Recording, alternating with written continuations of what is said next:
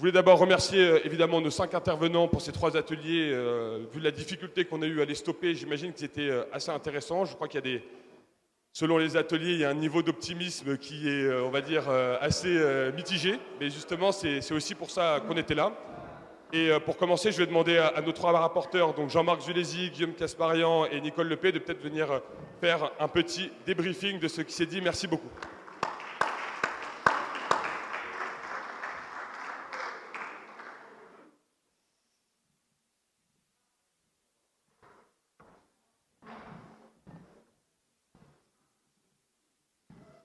Merci beaucoup Pierre pour cette introduction. Moi, ce que je peux dire, c'est que dans le cadre de cette table ronde, on a soufflé un vent d'optimisme sur l'aménagement durable des territoires à travers l'exemple de la ville de Nevers et de son maire Denis Thuriot qui a pu nous partager une vision de ce qu'est l'aménagement durable des territoires à travers un axe très fort qui est la gestion des ressources.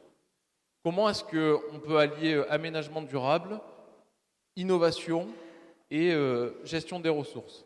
À travers un premier sujet qui est la ressource en eau, la volonté depuis déjà des années de pouvoir rénover les réseaux de canalisation, de pouvoir gérer la consommation des concitoyens. Le deuxième sujet, c'est le sujet de l'énergie. Vous savez ô combien ce sujet est essentiel. Et avec une volonté de porter une dynamique basée sur l'innovation pour pouvoir piloter l'énergie, pour pouvoir tout simplement faire de cette énergie un outil essentiel aussi piloté sur l'ensemble du territoire. Le troisième sujet très important qui a été abordé, c'est le sujet de l'artificialisation des sols. Et on sait ô combien c'est un sujet important. On a voté un certain nombre de lois lors de l'ancienne mandature. Et ce qui nous a été mis en avant, c'est de garder cette volonté de maîtriser notamment le foncier, mais avec sans doute une nécessité de pouvoir réaménager de temps en temps, suivant la volonté, les spécificités des territoires, ce sujet essentiel. Troisième point, parce que c'est très bien de pouvoir avoir cette volonté de rénover, de moderniser les réseaux, de travailler sur la gestion de l'énergie, mais il faut pouvoir aussi se mettre dans un écosystème. Et lorsque vous êtes dans une commune comme Nevers, eh bien, il faut savoir allier à la fois le patrimoine existant et le sujet de l'aménagement du territoire. Et là, je crois que c'est quelque chose d'essentiel sur lequel on doit être en mesure d'avancer de manière à ce que, bien entendu, nous puissions moderniser ce patrimoine, nous puissions le garder tout en ayant une approche durable. Derrière tout ça, il y a aussi une organisation, il y a aussi un certain nombre de méthodes. Lorsqu'on parle d'aménagement durable du territoire, il y a aussi cette capacité à pouvoir associer les citoyens.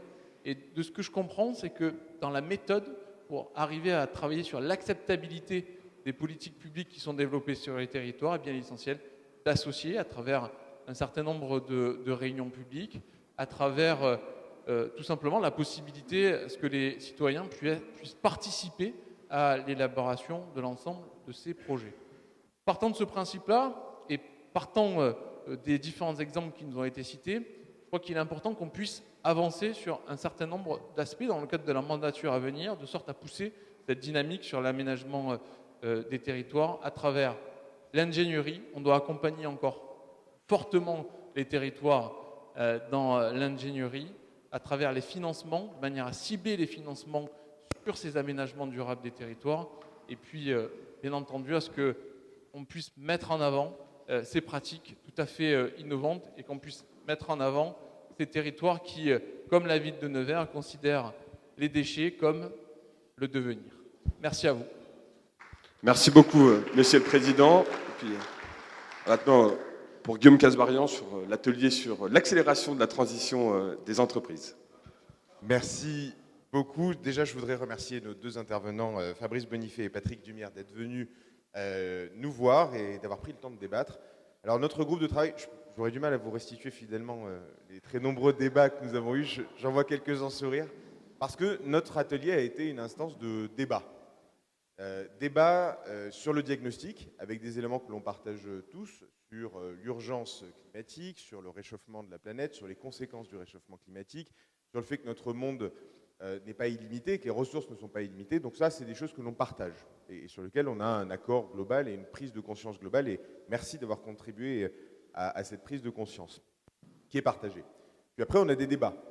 On a des débats sur le diagnostic, sur la croissance démographique future.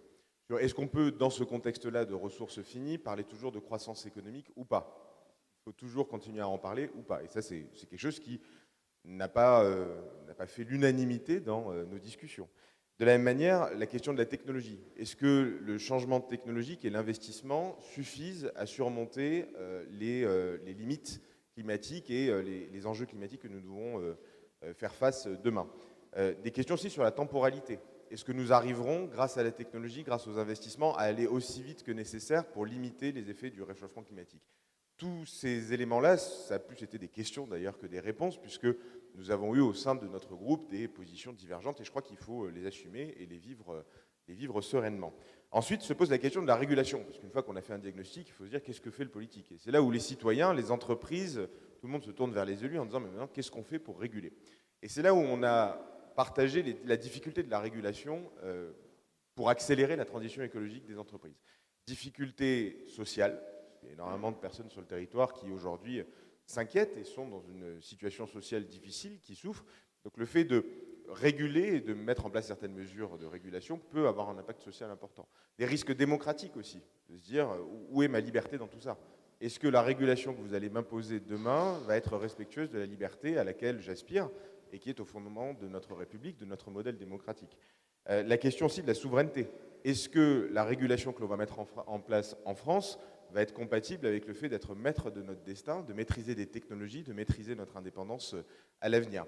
Et donc la régulation pose un certain nombre de questions, et je dirais juste 3 choses pour terminer. C'est que sur les actions futures, d'une part, il existe des solutions. Je me suis engagé vis-à-vis de vous à vous recevoir à nouveau à l'Assemblée nationale pour détailler en 3 heures la liste des solutions concrètes, parce qu'une fois qu'on a fait un diagnostic, une fois qu'on s'est accordé sur le fait de dire qu'il faut réguler, il faut maintenant parler de solutions concrètes. On ne peut pas laisser les Françaises et les Français sans solution.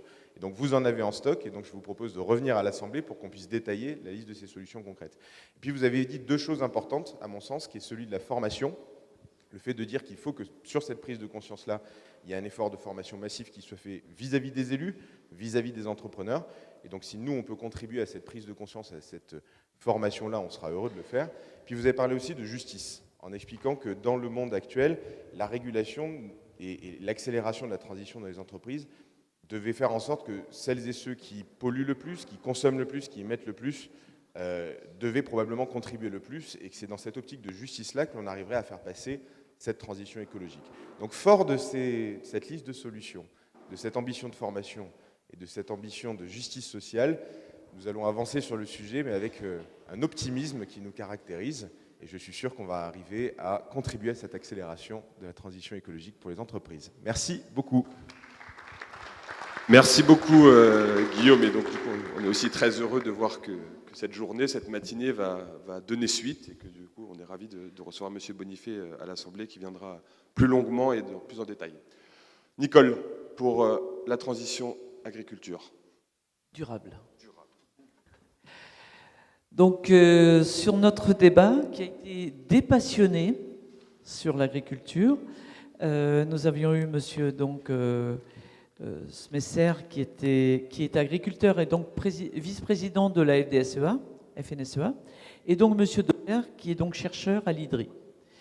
Donc, débat dépassionné, c'est déjà intéressant. C'est pas ce que je vois parfois sur mon territoire breton. Nous avons parlé de la richesse, de la diversité des productions et aussi donc des paysages pour notamment prochainement le stock du carbone. Nous avons parlé de l'accompagnement pour une transition juste des différents systèmes. Comment accompagner cette transition, notamment pour un système alimentaire français et européen le plus juste possible, je l'ai dit. Tenir ensemble, je dis bien ensemble, pour la responsabilisation des uns et des autres en tant qu'acteurs de production, de transformation, mais à la fois consommateurs que nous sommes. Tenir ensemble donc une diversité d'enjeux Nous avons parlé de la préservation des outils de transmission, surtout pour une recherche de revenus aujourd'hui avec une nouvelle génération de jeunes agriculteurs. Nous avons parlé d'un danger, celui de la décapitalisation de l'agriculture et donc de la responsabilisation de chacun des acteurs, j'en reviens. Enfin, nous avons parlé des seuils physiques franchis. Alors, s'ils sont franchis, l'obligation de retrouver de l'efficience. Pour redonner la perspective, et j'espère que nous la trouverons ensemble avant de nous quitter, la perspective pour l'agriculture de demain. Vous avez exposé différents scénarios demain, et j'espère que sur la souveraineté alimentaire, mythe ou réalité, nous aurons une réponse avant la fin de ce débat. Merci. Merci beaucoup Nicole, merci beaucoup à nos trois rapporteurs d'avoir animé d'une main de maître ces ateliers. L'idée maintenant, c'est que chacun des intervenants puisse prendre la parole, avoir un petit laïus, et puis aussi qu'on ait quelques questions de la salle. Je vais tout de suite donner donc le micro à Denis Duriot et peut-être remercier à nouveau et dire à quel point c'était important d'avoir un maire sur ces questions-là, évidemment, d'aménagement du territoire, mais aussi, ça montre bien évidemment la démarche du groupe de vouloir associer un maximum les élus locaux. Pour beaucoup d'entre nous, nous le sommes aussi. Donc à nouveau, monsieur le maire, merci beaucoup de venir aujourd'hui et de témoigner. Et je vous laisse la parole. L'idée, c'est de faire des interventions assez courtes pour qu'on puisse avoir un échange avec la salle. Je compte sur vous. Plus courte que tout à l'heure. Merci de m'avoir convié encore une fois. Et quelqu'un l'a dit avant moi, mais nous vivons une époque formidable, pleine d'incertitudes, pleine de doutes, pleine de remises en cause. Et par ailleurs, j'ai envie de dire en même temps, nous devons être comme jamais innovants, intelligents parfois grâce aux nouvelles technologies, mais je le dis, il vaut parfois un peu d'intelligence artificielle que d'être artificiellement intelligent. Et puis, il faut aussi concilier les possibilités, parfois d'être aidé par l'État, parfois pas, et donc d'être inventif aussi sur ce terrain-là. Si je reprends très rapidement les 3 items qui ont été développés dans la présentation de notre atelier, la gestion des ressources, elle est cruciale, elle dépend évidemment pas seulement des territoires, mais aussi des élus locaux. L'eau de l'hiver doit être l'eau de demain et de l'été plutôt, pour parler d'une ressource qui nous a manqué cet été. Et même une ville comme Nevers, à proximité de la Loire, a souffert de ce manque d'eau. Donc nous devons travailler davantage nos bâtiments communaux, intercommunaux, en récupération d'eau, en traitement d'eau usée, comme ça se fait parfois dans d'autres pays, et ne pas envisager aujourd'hui de nouveaux équipements, qui soient des équipements de particuliers comme de collectivités, avec un réseau d'eau potable qui s'occupe des toilettes, qui s'occupe des jardins, etc. Aujourd'hui, il faut utiliser de l'eau peut-être propre, mais pas forcément potable pour tous les usages. Et je pense que cette gestion des ressources, en matière énergétique aussi, elle se traduit dans l'implication, moi je préfère parler d'implication des citoyens pendant tout un mandat que seulement de participation, c'est-à-dire que les élus décident, mais on implique pendant tout le mandat sur les grands sujets. Et donc je vais faire un grand forum des transformations le 1er octobre pour mettre les gens face aux évidences, mais aussi aux changements, qui ne sont pas forcément des inconvénients, qui le sont vécus comme tels au départ, mais qui sont des changements d'habitude. Je prends l'exemple des pistes cyclables. Quand vous voulez faire de la linéarité, vous supprimez des stationnements, vous les déportez ailleurs et vous faites en guirlandais parce qu'il n'y a plus sa place devant chez soi, etc. Bon, ça, au bout d'un moment, il faut savoir ce qu'on veut. Mais en reparlant justement des ressources et aussi de l'énergie, parce que les deux sont liés, nous devons être attentifs justement. Alors c'est plus facile sur des bâtiments nouveaux de créer aussi du bâti connecté qui permet une gestion intelligente de l'utilisation, on va dire, sans trop d'abondance de ces bâtiments, et inciter notre population. Et donc oui, il appartient aux élus locaux finalement d'accélérer par ces contraintes qui nous sont imposées, mais aussi parfois par choix. Je vois le choix du réseau de chaleur que nous avons fait sur toute l'agglomération de Nevers a permis considérablement de baisser les factures. C'était une époque où on faisait moins attention à cela, si ce n'est pour les porte-monnaies les moins riches, ce qui était important, notamment dans les quartiers d'habitat collectif, et donc prioritaire souvent. Et donc aujourd'hui, on arrive à devoir avoir des politiques volontaristes. Et qui, il y a quelques années, aurait dit au maire, coupez donc l'électricité la nuit? Quelques-uns, mais pas beaucoup. Aujourd'hui, je ne rencontre pas une personne chaque jour qui me dit « mais quand est-ce que vous coupez l'électricité la nuit ?» On voit qu'il y a un changement de comportement, on voit qu'il y a un changement de compréhension. Donc c'est le moment pour nous d'embrayer, d'accélérer les choses et d'être face à des difficultés. C'est comme ça qu'on se surpasse dans toutes les villes, aidé aussi par l'État quand on le peut, et c'est comme ça qu'on gère aussi sa ville. Et quand on a une ville qui a un riche patrimoine comme Nevers, le deuxième patrimoine de Bourgogne après Dijon, c'est une chance et c'est une charge. C'est moins facile d'aménager que du bâtiment nouveau, mais il faut aussi composer avec cela. Merci beaucoup Denis. Je trouve que ce qui était très intéressant dans cet atelier, c'est à la fois un peu le sujet de la temporalité, puisqu'on a aussi l'impression que les maires et donc les villes sont au premier lieu d'une partie directement, enfin des conséquences directes du réchauffement climatique, avec tout le sujet de la résilience et de l'adaptation. Et puis je trouve aussi ce qui est extrêmement important, c'est ce que vous dites sur l'implication des citoyens. C'est un mot qu'on entend beaucoup sur celui de la désirabilité, qui est vraiment un point fondamental pour que justement la transition puisse se faire, que tout le monde soit embarqué. Je ne sais pas s'il y a des questions dans la salle sur ce sujet, peut-être des expériences aussi d'élus locaux qui veulent témoigner. Ouais, Anne-Laurence. Oui.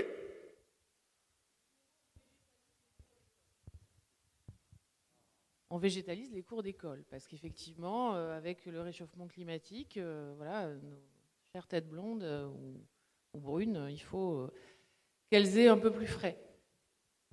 Regardez de près, parce que c'est quand même financé par l'Agence de l'eau, on met du gazon dans les cours d'école. Du gazon qu'il faut arroser, en fait. Qui n'existera plus dans 6 mois, une fois que les gamins auront tous couru dessus. Mais on est en train de végétaliser des cours d'école avec du gazon. Voilà. Donc, ce que je veux quand même dire, c'est qu'il y a un discours qui est celui d'élus locaux qui veulent faire de l'écologie, et puis il y a une mise en pratique, et je pense qu'entre les deux, il manque une compréhension claire et une connaissance. Je pense qu'il manque un accompagnement technique à l'écologie. Un accompagnement. Systématiquement, l'ingénierie de projet ou l'accompagnement manque. Est-ce qu'il y a une autre question, ou est-ce que Denis voulait répondre tout de suite? Je sais pas si ça vous... Un petit mot, moi je vois pas de gazon dans toutes mes cours d'école, il n'y en a pas. Il y a plutôt des arbres. Non mais je parle de Nevers. Après, moi je n'ai pas fait le tour des 34 000 communes de France avant de venir vous voir. Je m'y attelle, déjà de la Nièvre peut-être.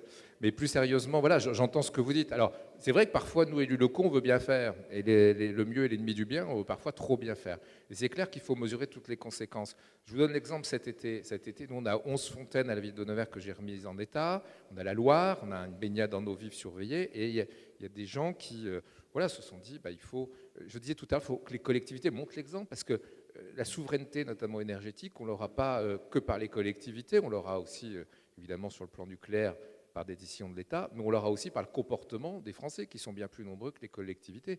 Donc il faut quelque part qu'on montre l'exemple. Et vous avez raison, si on fait des choses qui finalement consomment plus, ça va se retrouver contradictoire. Mais il y a moyen, et je vous assure qu'on y porte attention en général, puis dans des villes un peu de notre taille, on a aussi de l'ingénierie, on a aussi des spécialistes de cela qui font attention. Et donc moi, comme je dis, pour tout investissement, vous nous alertez aussi sur le coût de fonctionnement, il en est de même en matière verte, si je puis dire, et donc tout a un coût. Plus on fait d'espace vert, plus ça coûte. Donc, par exemple, cet été, j'ai décidé de maintenir 2 points d'eau ouverts parce que ça faisait des îlots de fraîcheur pour des gens qui avaient chaud chez eux. Et donc, ça a permis aussi qu'ils passent à 2 endroits. Par contre, les autres, on les a supprimés. Donc voilà, c'est une question de mesure et c'est une question de porter attention.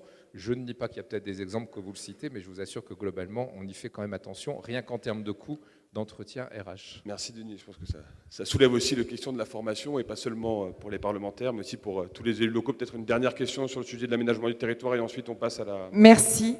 Pardon. Denis, merci de nous avoir donné, lors de cet atelier auquel j'ai assisté, le point de vue d'un maire d'une commune qui a perdu des habitants, même si je sais que tu n'aimes pas ce terme, mais qui fait partie de cette diagonale du vide, et en tous les cas, le diagnostic est encore là sur nos territoires qui ont besoin de politiques fortes d'aménagement ou de réaménagement, de rééquilibrage des territoires.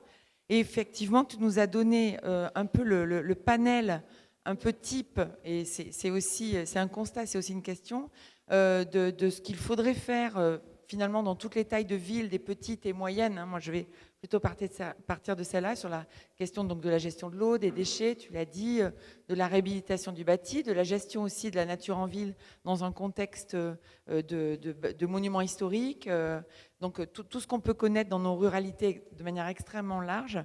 Et finalement, ne crois-tu pas, par rapport à cet enjeu qui a été posé pendant la campagne et dont a la charge notre Première ministre, c'est-à-dire la planification écologique, est-ce que tu penses que et je pense que tu vas nous dire oui, mais aussi peut-être ce qui manque, ce qui te manque, est-ce que tu es un bon exemple et est-ce qu'on pourrait partir d'exemples des communes comme la tienne pour donner de l'opérationnel à cette vision, la planification écologique qu'il faut que l'on que l'on traite, que l'on analyse, voire peut-être que l'on vote sur certains aspects dans les 5 ans à venir. Donc à la fois, tu es un très bon exemple, mais qu'est-ce qu'il te faudrait en plus, sachant que tu es aussi président de l'agglo? Voilà, moi, c'est une de mes grandes inquiétudes. Je ne voudrais pas qu'on vote de nouveaux machins, entre guillemets. Et là, tu nous as donné de l'opérationnel. Donc, qu'est-ce qui te manque? Merci beaucoup. Très rapidement, du coup. Le cognac, mais ça, je ne l'aurai jamais, c'est toi qui l'as en Charente. Mais plus sérieusement, je ne sais si je peux prétendre être un exemple, parce que je m'inspire aussi de ce qu'il fait ailleurs. En tout cas, une chose est claire, c'est que jusqu'à 2014, il n'y avait rien de planifié à Nevers du tout, hein, ni aucun entretien, ni rien du tout. Donc, sans être un professionnel du plan comme François Bayrou, je pense qu'il était nécessaire de prévoir les choses. En fait, pour moi, faire de la politique, c'est comme conduire, c'est anticiper. Donc, c'est anticiper ce qui se passe. C'est du bon sens, la politique, et notamment au niveau des élus locaux, mais je n'en doute pas aussi au niveau des parlementaires. Donc, en fait, ce qui nous manque très souvent, c'est les moyens. C'est peut-être un peu moins de machin. C'est entre les SRADET, les SCOT, les PLUI, les PLU, simplifions les choses. Aidez-nous à simplifier les choses, parce que franchement, on se retrouve avec des contradictions. Je prenais l'exemple du photovoltaïque, où vous avez des opérateurs qui vont voir des maires et qui leur font miroiter des tas de choses. Le maire dit « Ok, je vends mon terrain ». Il vient nous voir, on lui dit bah, « Attention, ce n'est pas permis par le SCOT, donc ça crée des tensions ». Après, on discute au niveau SRADET et c'est encore pas la même chose. Et puis finalement, le préfet peut déroger à la décision que prendra le président du SCOT. Oui, je vous donne cet exemple-là, je peux en trouver plein. Simplifions les choses, coordonnons. Moi, c'est ce que je vais essayer de lancer, une réunion avec le préfet, et puis qu'on se mette tous d'accord sur des critères objectifs pour définir les choses. Voilà, après, je pense qu'il y a à la fois des choses qui peuvent être partagées, être mises en commun, et quelque part de bon sens, et puis évidemment des spécificités en fonction des territoires. Mais voilà, je pense que ce qui nous manque surtout parfois, c'est des moyens, soit en ingénierie. Et vous voyez, moi, je suis la seule agglomération de la Nièvre, et quand la région me dit « je veux vous aider particulièrement comme 8 autres territoires », et ben finalement, il faut que j'aille piocher dans le pot commun et jamais j'arriverai à remonter parce que ces territoires qui ont été fragilisés, il faut les aider plus que les autres, sinon ils n'y arriveront pas. Et je ne dis pas que c'est inéquitable ou équitable, il faut simplement porter attention à cela. Et en réalité, ben, on nous dit on va donner de l'ingénierie dans la Nièvre, je sais très bien qu'elle ira aux petites communautés de communes et pas chez moi, alors que moi je suis déjà juste. Donc voilà, c'est trouver une façon aussi d'aider à proportion, en équité, pas forcément en égalité, les territoires, mais de façon réelle, pas seulement dans les mots. Merci beaucoup, monsieur le maire.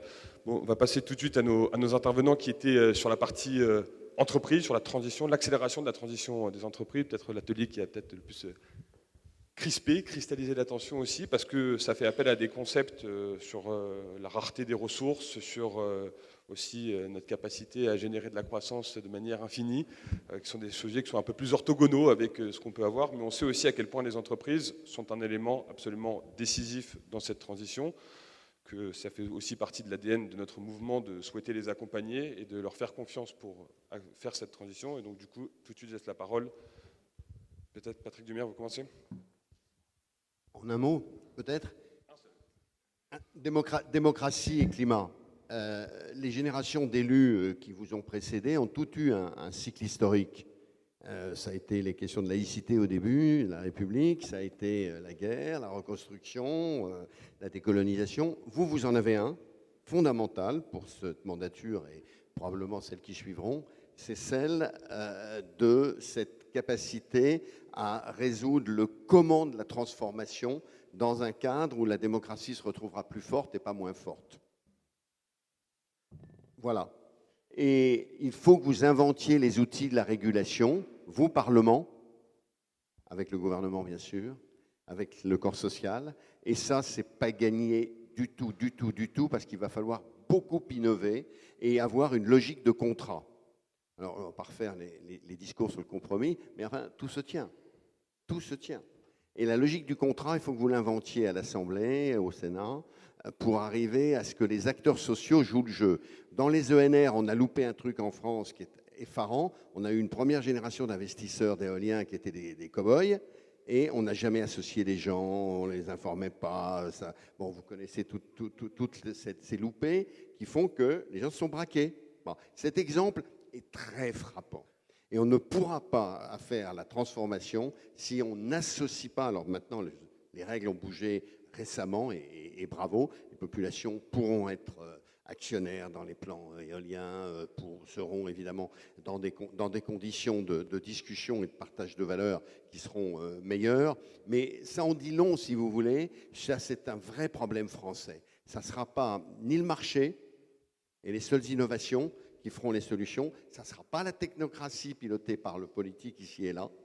C'est vraiment, il faut retrouver une vitalité démocratique pour définir le comment de la transformation.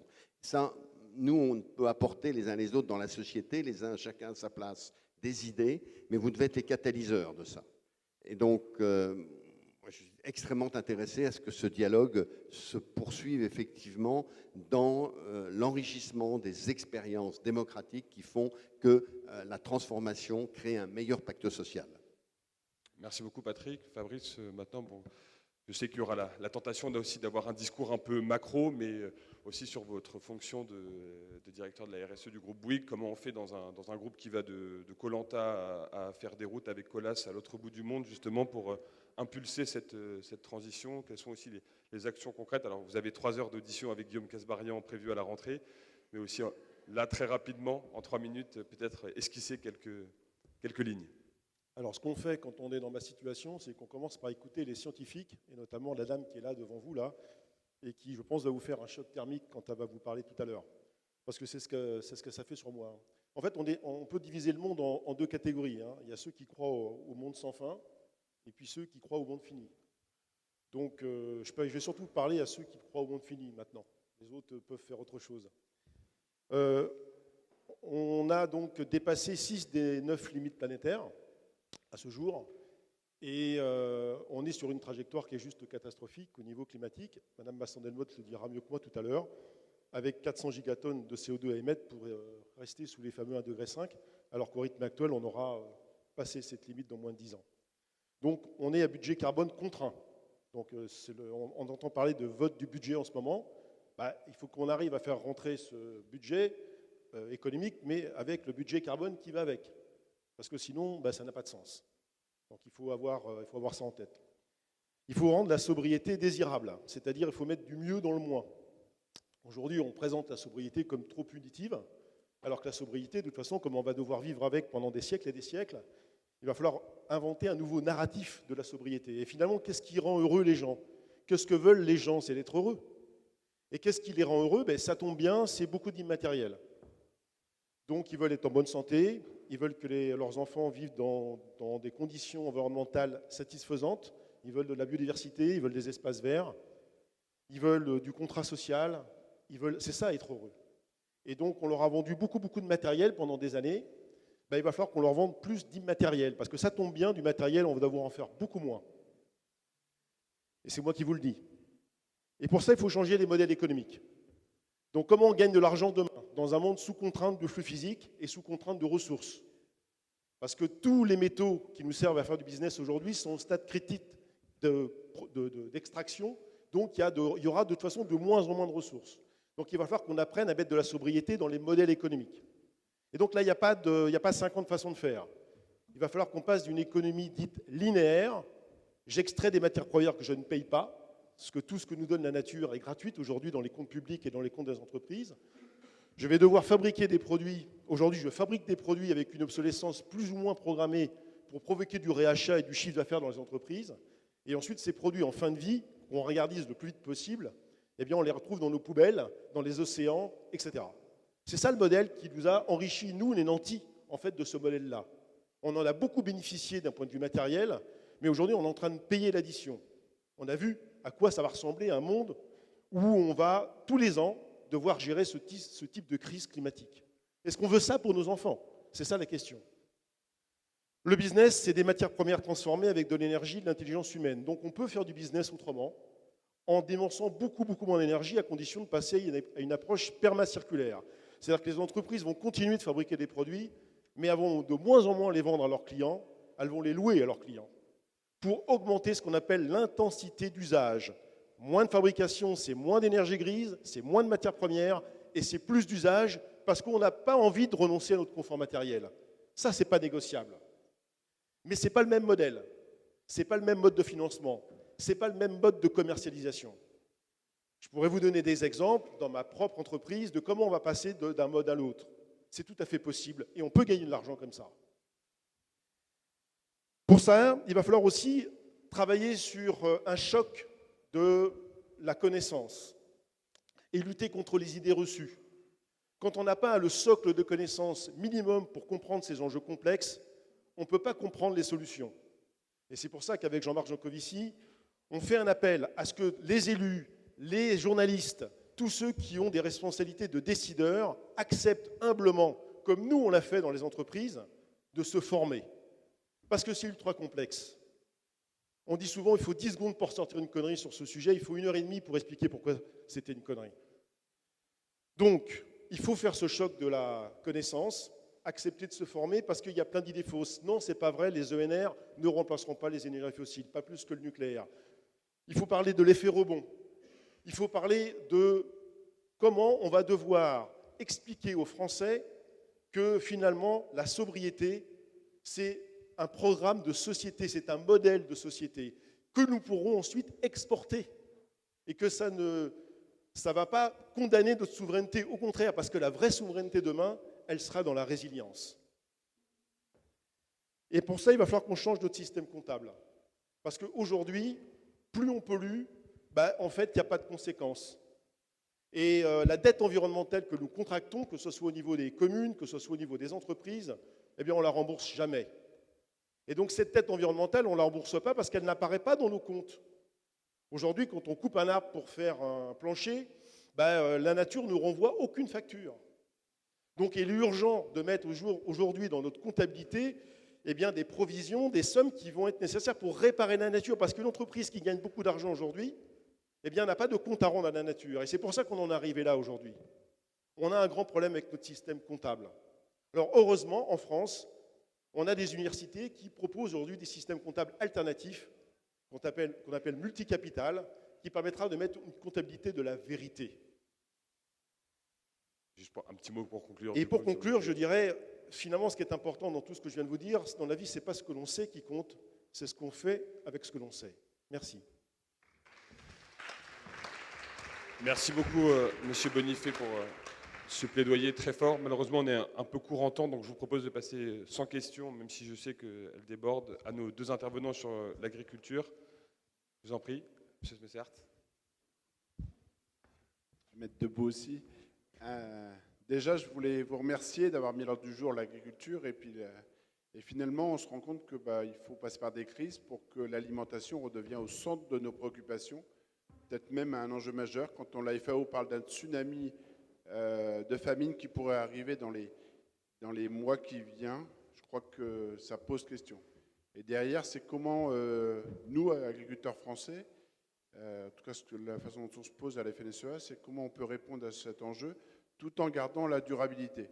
Dans l'atelier, j'ai présenté ma ferme d'une façon un peu différente que vous avez l'habitude. C'est pas de dire combien j'ai de vaches ou combien je produis d'hectares de blé, c'est combien je nourris de personnes. Donc sur la ferme, pour ceux qui étaient là, j'ai montré qu'avec un calcul fait par on s'appuie sur des choses quand même factuelles, on nourrit 4800 personnes.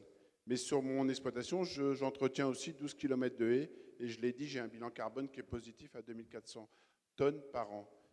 Et le dernier point, c'est le social. Sur l'exploitation, c'est 4 emplois, et derrière, c'est 40 emplois induits, puisque dans la région Hauts-de-France, on dit que c'est 9,5 emplois qui sont liés à un actif. Donc, c'est des choses qu'on ne voit pas et qu'on ne rend pas assez visibles. C'est justement à quoi je sers. Et aujourd'hui, dans la durabilité, je pense que quand on voit les éléments, il y a un chiffre clé aussi qui parle, c'est 2016, quand la France, premier pays agricole européen, devient importateur net en valeur par rapport à nos amis européens, par rapport à nos pays européens. Là-dedans, mais quand on est producteur, le matin, quand on se lève, on se dit qu'il y a un problème. Ça veut dire qu'en France, on a tous les atouts. Et donc, comment on cultive ces atouts? Et je pense que je voudrais passer ces 2 minutes à vous dire justement les solutions. On a écrit un livre à la FNSEA, c'est notre rapport d'orientation, par rapport au changement climatique, quelles solutions l'agriculture peut apporter, parce que je pense qu'elle est surtout source de solutions et pas source de problèmes.